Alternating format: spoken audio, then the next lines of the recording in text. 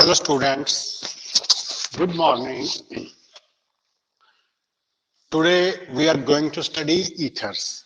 पिछले लेक्चर्स में हमने अल्कोहल्स एंड फिनॉल्स फिनिश कर लिए completely, unit 11 organic chemistry, and इस यूनिट में ईथर्स हमारा पोर्शन बाकी है, वो हम अब फिनिश करते हैं. तो ethers, you know about their nomenclature, you know about their structures. In previous lectures you have compared ethers with alcohols and phenols. की similarities क्या हैं और differences क्या हैं. अब हम करेंगे ethers के methods of preparation. ethers को बनाते कैसे. There are so many methods. हम पढ़े भी हैं ऑलरेडी. यहाँ पे दो मेथड्स ऐसे हैं जो हमको डिस्कस करने हैं डिटेल में. Okay, first is dehydration of alcohols and second is Williamson's synthesis. So let us first begin with dehydration of alcohols. Notebooks में लिख लो, अल्कोहल की डिहाइड्रेशन से ईथर का प्रिपरेशन. तो A few lectures back, जब हम अल्कोहल्स की प्रिपरेशन पढ़ रहे थे, तो वहां पे जो फर्स्ट मेथड था अल्कोहल को प्रिपेयर करने का, वो आपको याद होगा, वो था डिहाइड्रेशन ऑफ अल्कोहल्स. उससे अल्कीन बना था. अल्कोहल की प्रिपरेशन में नहीं, अल्कोहल की केमिकल प्रॉपर्टीज में आपने अल्कोहल की डिहाइड्रेशन पढ़ी थी. For example C2H5OH, ethyl alcohol, ऐसे लिख देते हैं CH3CH2OH. And you must remember कि सल्फ्यूरिक एसिड यूज किया, टेम्परेचर 443 केल्विन अगर प्रिसाइजली बोले तो अल्फा कार्बन से OH और बीटा कार्बन से एक H लेके loss of water and product was ethene, alkyne. तो कोई भी अल्कोहल होगा, if I put R here, कोई भी अल्कोहल होगा तो उसका कॉरेस्पॉन्डिंग अल्कीन बन जाता है ऑन डिहाइड्रेशन. ये हमने पढ़ा ऑलरेडी. बट हमको प्रिपेयर करना है ईथर. यही reaction, if I take ethanol and in presence of sulfuric acid, temperature is kept at 413 Kelvin. 443 से कम कर दिया, 413 Kelvin.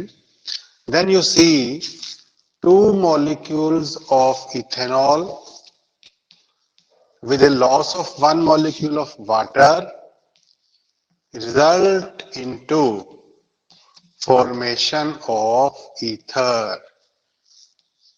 Ethyl.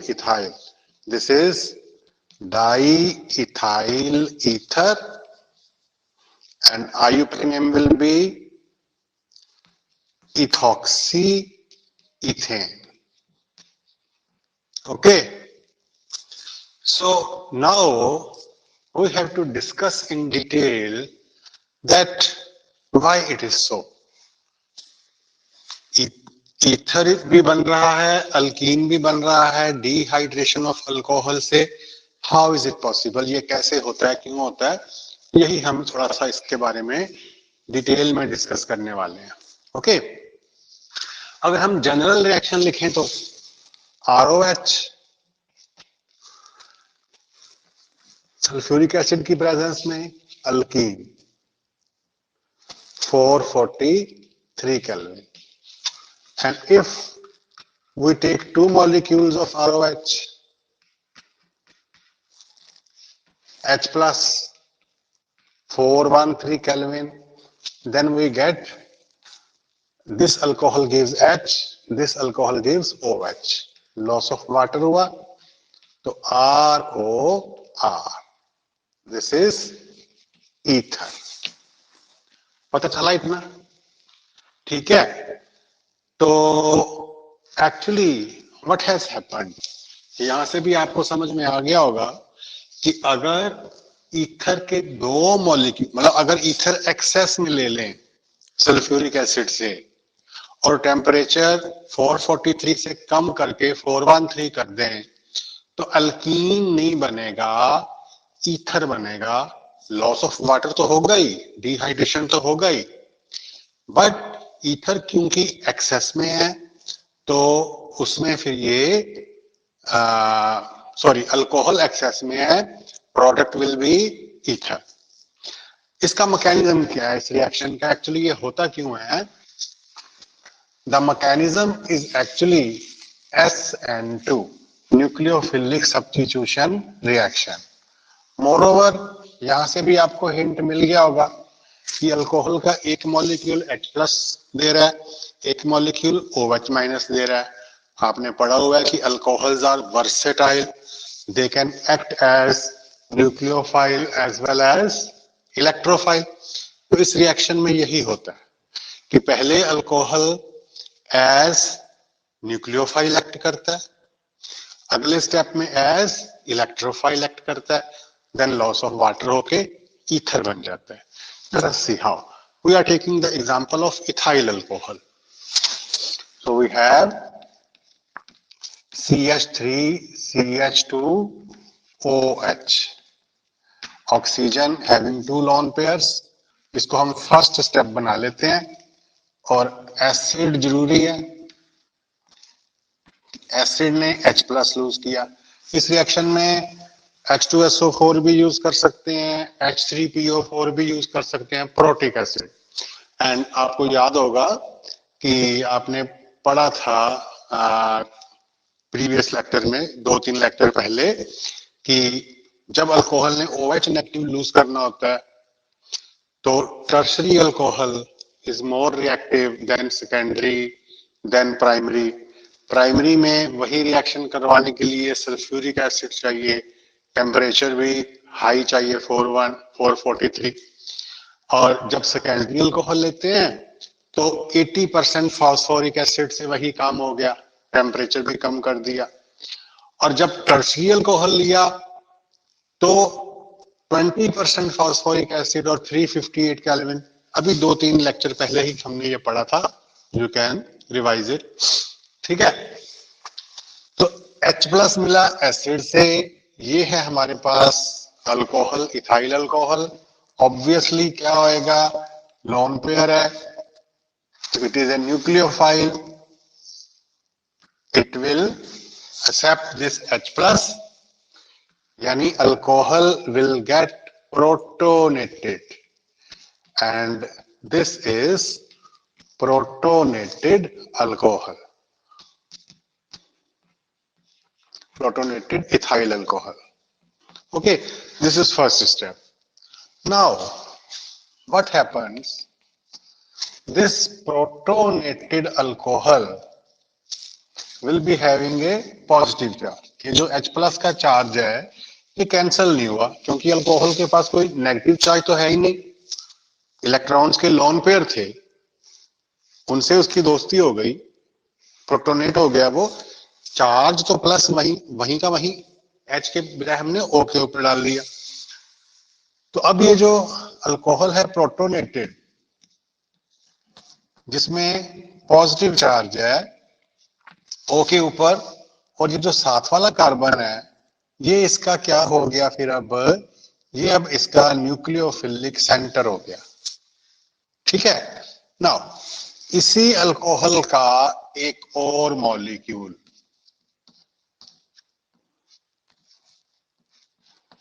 which is again having lone pairs of electrons, तो वो इस जो O का एडजेसेंट कार्बन है which is a nucleophilic center, ये न्यूक्लियोफाइल है, इसको पॉजिटिव चाहिए, ये इलेक्ट्रोफाइल हो गया, तो यहां पे इसका अटैक होगा ऐसे।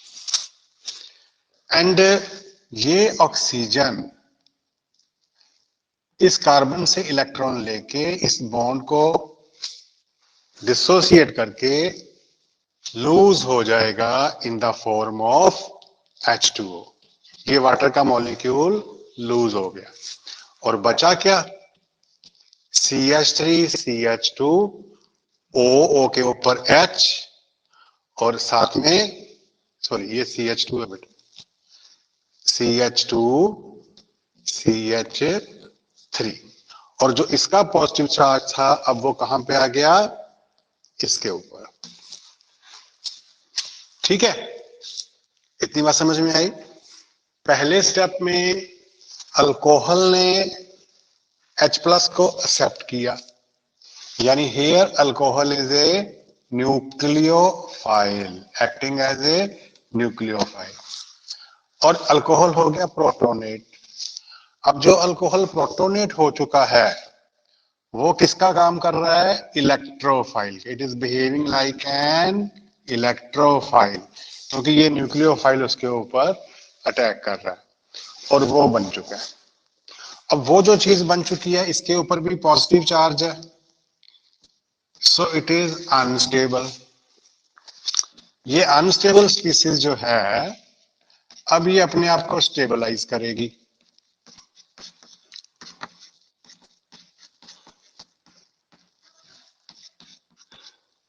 ये पॉजिटिव चार्ज है तो इसको स्टेबल होने के लिए अब क्या चाहिए, ये हाईली इलेक्ट्रोनेगेटिव ऑक्सीजन एटम इस H को लूज कर देगा in the form of H plus.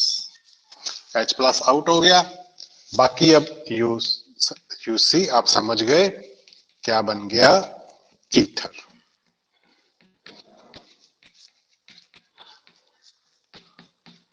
ठीक है, तो ईथरिफिकेशन, जिस रिएक्शन में प्रोडक्ट ईथर है, etherification has taken place this way. एक H प्लस भी बना, एक H प्लस लिया था वापस कर दिया, so acid H plus is acting as a catalyst. तो ध्यान से समझो इसको, जब अल्कोहल 443 केल्विन पे एसिड किसी भी प्रोटिक एसिड के साथ सल्फ्यूरिक हो या फास्फोरिक हो रिएक्शन करता है, खास करके प्राइमरी अल्कोहल, तो प्रोडक्ट अल्कीन होता है। वो हम पढ़ चुके हैं ऑलरेडी, उसका मैकेनिज्म भी पढ़ चुके हो आप, ठीक है। लेकिन जब अल्कोहल 413 केल्विन पे रिएक्शन करता है, खास करके प्राइमरी अल्कोहल, तो प्रोडक्ट अल्कीन के प्लेस पे क्या हो जाता है, ether. Etherification takes place. Why? Because first alcohol gets protonated to give protonated alcohol, then this alcohol acts as electrophile and react with another molecule of alcohol to give this unstable product which lose H plus to give ether. Okay, so this is the first method for preparation of alcohol. लेकिन इस method की एक limitation क्या है कि दोनों are same होंगे, ये भी इथाइल ये भी इथाइल, क्योंकि हम एक अल्कोहल यूज कर रहे हैं, उस एक अल्कोहल के दो मॉलिक्यूल आपस में इंटरेक्ट कर रहे हैं। दैट इज व्हाई जो ईथर बनेगा वो सिमेट्रिकल बनेगा, di ethyl ether, di methyl ether. R की वैल्यू प्रोपाइल कर दोगे तो डाई प्रोपाइल ईथर। ठीक, सो ये इस मेथड की एक लिमिटेशन है कि we can not prepare unsymmetrical ether by this method. So let us study next method which is Williamson's synthesis. So second method to prepare ethers from alcohols is Williamson's synthesis. We know about it. We have already done it in unit number 10, haloalkane haloarene. तो हेलोअल्केन की ये एक SN reaction है, SN2 reaction है। Williamson synthesis आपने पढ़ा था, RX hello alkane plus sodium alkoxide NaOR, Na positive होता है, OR नेगेटिव होता है एल्कोक्साइड, एंड NaX हो जाता है R बॉन्ड OR। अब इस R की वैल्यू हम वेरी कर सकते हैं, जरूरी नहीं कि सेम लेनी है, कोई भी ले सकते हैं। तो जो ईथर बनेगा वो अनसिमेट्रिकल भी बना सकते हैं, सिमेट्रिकल भी बना सकते हैं, ठीक है भाई। So this is Williamson synthesis. Now because it is SN reaction, वैसे तो आपने मैकेनिज्म पढ़ा हुआ already, let us recap once again. Let us take the example of CH3CH2Br.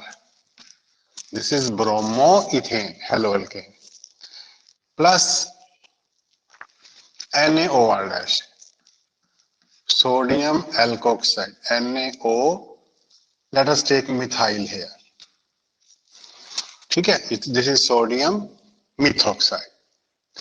तो क्योंकि ये रिएक्शन न्यूक्लियोफिलिक सब्स्टिट्यूशन है, this bond is polar, partial positive partial negative. आपको याद होगा हेलो अल्केन की रिएक्शंस में सारी रिएक्शन का जो मेन बेसिस है वो इस बॉन्ड का पोलर होना है, और NaOR में Na तो पॉजिटिव है और O क्या है, नेगेटिव है, ठीक है। तो ये क्या है, ये न्यूक्लियोफाइल है, this OR species is a nucleophile, you know, ठीक। और इसका अटैक होएगा फ्रॉम रियर साइड, क्योंकि इस तरफ तो Br नेगेटिव का फील्ड है, नेगेटिव के पास नहीं जा सकता, देयर इज रिपल्शन, सब पढ़ा हुआ आपने 10th लेसन में, I am just revising for you. तो ये न्यूक्लियोफाइल अब रियर साइड से न्यूक्लियोफिलिक सेंटर के ऊपर अटैक करता है ऐसे, और क्या बनेगा ये CH3 CH2 के ऊपर O, और O के साथ क्या है CH3, ठीक है। और ये जो Br है इसका बॉन्ड डिसोसिएट हो गया, ये इस बॉन्ड के दोनों इलेक्ट्रॉन लेके Br नेगेटिव बनके leaving group, this is a leaving group, Br negative गया, Na पॉजिटिव तो है ही है, तो Na Br मिलके बन गया NaBr, ठीक है।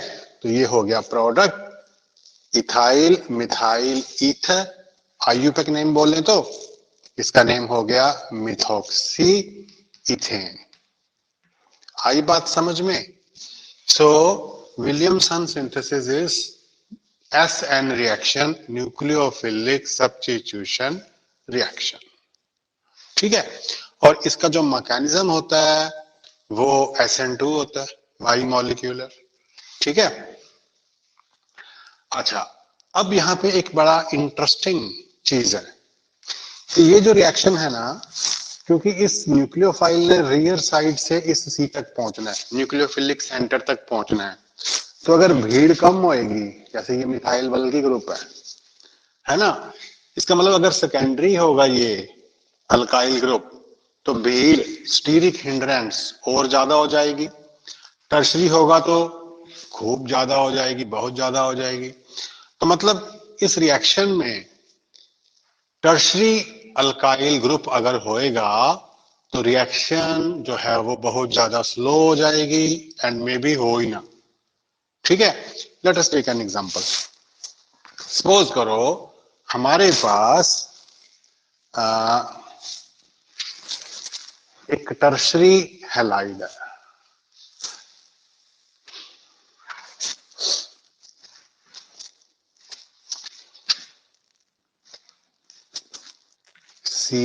CH3, इस कार्बन के तीनों बॉन्ड्स पे कार्बन का बॉन्ड है, ठीक है, और ये है Br, ठीक।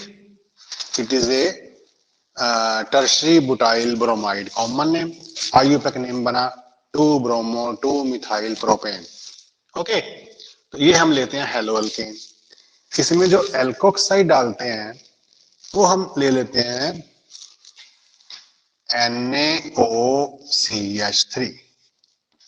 sodium methoxide. Na positive, this is negative, this is a nucleophile. ठीक, अब क्या हुआ कि ये बॉन्ड पोलर है, C पॉजिटिव है, Br नेगेटिव है due to high negativity of halogens. ठीक है, और इस न्यूक्लियोफाइल को जिसके ऊपर नेगेटिव चार्ज है जाना है इसके पास, इस कार्बन के ऊपर अटैक करना है।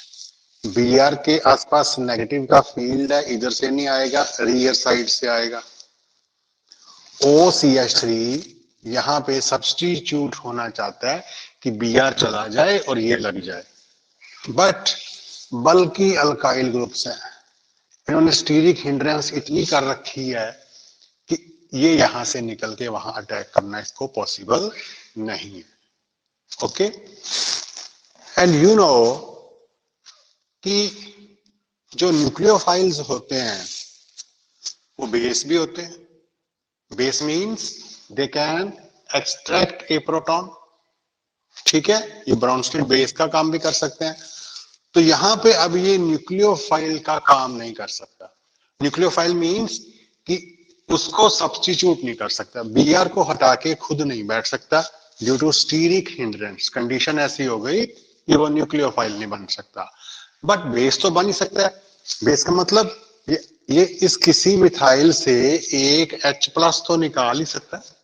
सपोज इसने इस मिथाइल का H+ निकाल लिया, अंदर जाके अटैक नहीं कर सकता। मिथाइल का एक H ले लिया इसने in the form of H+, क्या बनेगा? ये बन जाएगा वो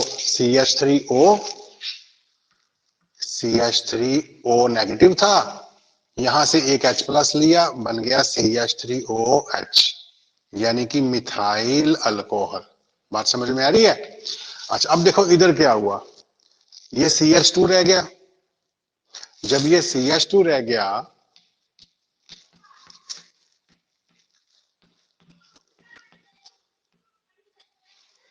तो इस कार्बन की वैलेंसी हो गई अनसैटिस्फाइड, और ये वाला Br इस बॉन्ड को क्लीव करके इसका भी इलेक्ट्रॉन लेके Br नेगेटिव बन के आउट हो गया।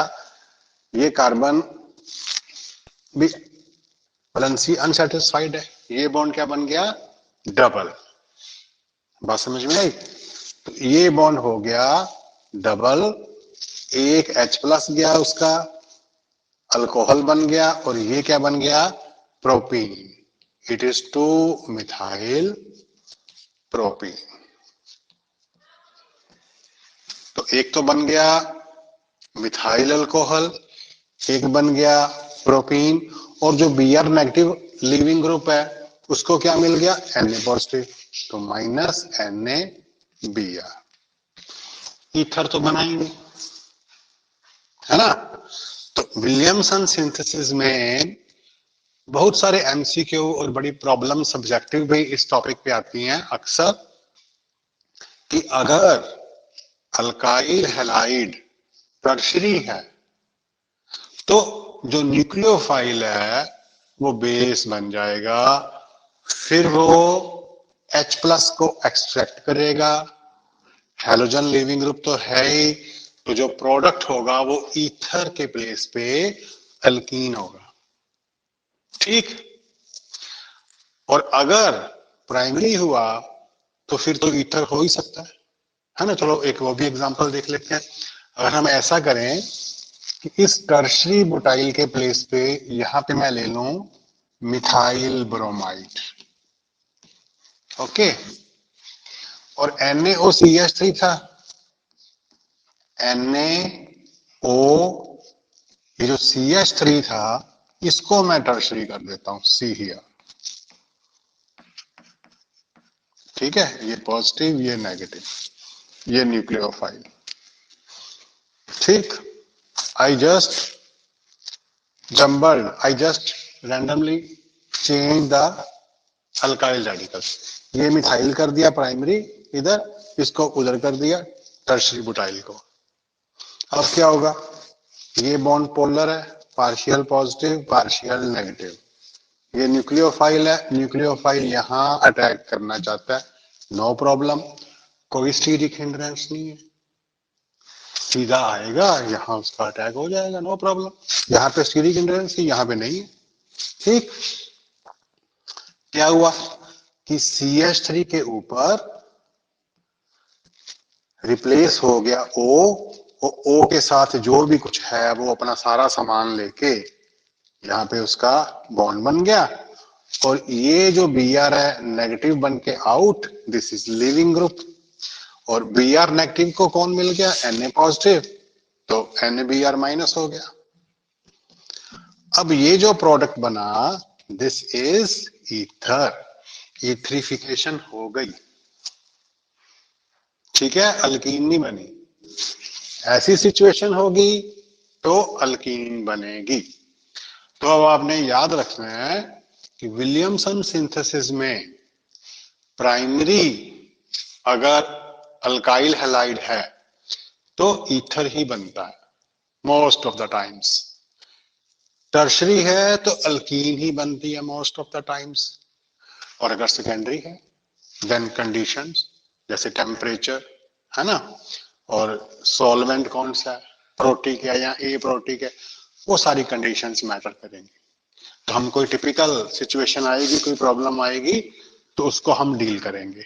ओके, नाउ अगर हमको एरोमेटिक ईथर चाहिए तो वो भी हम बना सकते हैं इस मेथड से, फिनॉल से।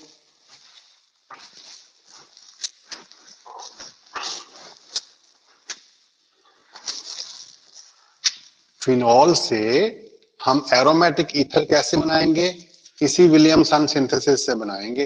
This is phenol and phenols are acidic in nature. Phenol में बेस पुट करो तो फिनॉल H प्लस, बेस का OH नेगेटिव, लॉस हो गया वाटर और बन गया सोडियम फिनॉक्साइड। ठीक है भाई, अब सोडियम फिनॉक्साइड भी एक, इसमें O जो फिनॉक्साइड आयन है ये न्यूक्लियोफाइल है, इसको अगर किसी अल्काइल हैलाइड के साथ रिएक्शन करवाएं, लाइक CH3 Br ले लेते हैं, तो Br नेगेटिव है, ये न्यूक्लियोफिलिक सेंटर है, ठीक है, तो सिमिलरली ये जो फिनोल फिनोक्साइड है यहां अटैक कर सकता है। अगेन वही बात, स्टीरिक हिंड्रेंस नहीं चाहिए तो नहीं है, प्राइमरी है वो, तो बस क्या बनेगा, NaBr माइनस, ये लिविंग ग्रुप, और ये बन गया फिनोल के ऊपर O था फिनोक्साइड, इसकी बॉन्डिंग हो गई मिथाइल, तो मिथाइल के ऊपर Br के प्लेस पे फिनोक्साइड आ गया, it is nucleophilic substitution reaction, methoxybenzene, commonly it is called anisole, ये एरोमेटिक ईथर बन गया। तो इसी रिएक्शन से हम ये एरोमेटिक ईथर भी बना सकते हैं। So these are the two methods of preparation of ethers. पहला आपने पढ़ा डिहाइड्रेशन ऑफ अल्कोहल, उसमें याद रखने वाली बात ये थी कि अल्कीन भी बन सकता है, वो क्या सिचुएशन है, क्या कंडीशन, आप उसको लर्न करो, रट्टा मारो जो मर्जी। और दूसरी आ गई विलियमसन सिंथेसिस, इसमें भी क्या चीज इंपॉर्टेंट है वो आपने ध्यान में रखना है।